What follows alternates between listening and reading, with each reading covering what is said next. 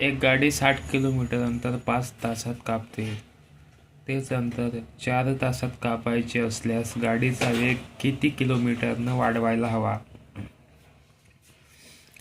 गाडीचा वेग 60 किलोमीटर/आवर प्रति तास. अंतर 5 तासात ते कापते. म्हणजे 5 तासाचं अंतर 4 तासात कापाय तर गाडीचा वेग आपल्याला 3 किलोमीटरने वाढवावा. म्हणजे गाडीचा वेग जर आपण 15 किलोमीटर/आवर ठेवला, 15 किलोमीटर/तास ठेवला, तर 60 किलोमीटरचं अंतर ते 4 तासात कापेल. हा प्रश्न सिंधुदुर्ग चालक पोलीस भरती 2019ला आला होता. आवडल्यास नक्की लाईक करा.